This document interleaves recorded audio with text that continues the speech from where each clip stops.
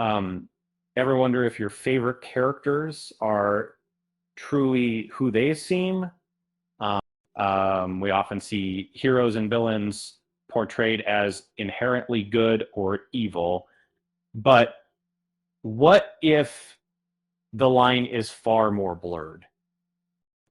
Today, we're diving into the complex world of Death Note and uncovering a shocking truth about its protagonist, Light Yagami. Before we begin, please consider subscribing and hitting the like button if you enjoy this content, or uh, few anime characters are as fascinating as Light Yagami. He starts as a brilliant high school student, but quickly finds himself with the power to kill anyone simply by writing their name. And while the anime largely follows the original manga, there are subtle yet crucial differences that dramatically alter how we perceive Light's descent into darkness. The anime amplifies Light's cruelty, stripping away much of the moral ambiguity that made him so compelling in the manga. It's a shift that transforms him from a misguided intellectual into something far more chilling. And Light isn't a hero in any version of Death Note, but the anime makes his transformation faster and more complete.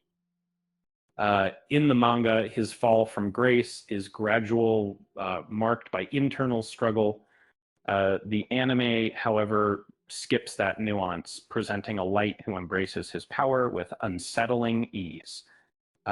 In the manga's opening chapter, Light visibly wrestles with the weight of his new ability.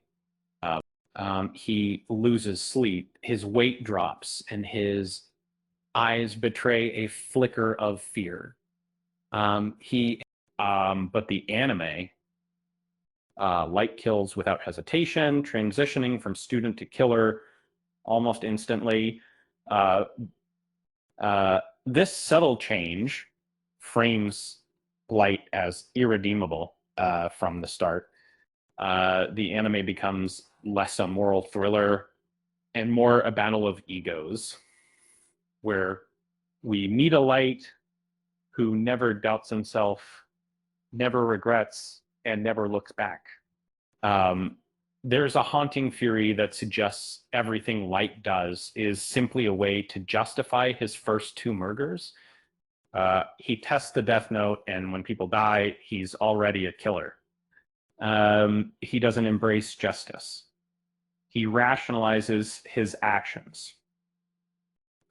Light's God of the New World persona becomes a shield, a way to rewrite the narrative and convince himself he's a savior. Every subsequent killing isn't about justice, but about maintaining that illusion. It's a tragic tale of self-deception. And the manga's Yotsuba arc offers compelling evidence that Light wasn't inherently evil. And when he loses his memories of the Death Note, he reverts to an empathetic and idealistic version of himself. He even works with L, displaying genuine respect and camaraderie. This stark contrast highlights how drastically the Death Note changes him. Without it, Light is still ambitious, but not ruthless. He's a glimpse of who he might have been if he never picked up the notebook.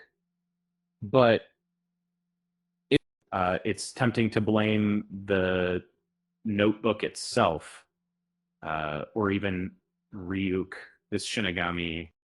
However, Death Note never suggests supernatural control. The power is given, but the choices are always Light's. Light's transformation isn't about possession, it's about choice. It's about choice. Uh, he consistently has opportunities to stop, to confess, to seek redemption.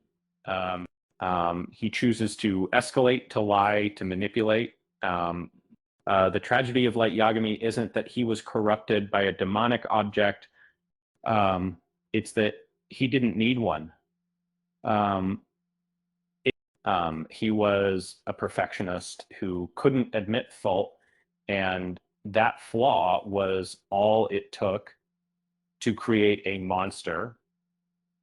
Um, so next time you watch Death Note, remember that the most terrifying villains aren't born from curses or spirits. They're born from the darkness within us all. And if you enjoy this content, please consider subscribing and hitting the like button. With that said, thanks for watching. And until next time, I hope you have an idea. Really, really, all right.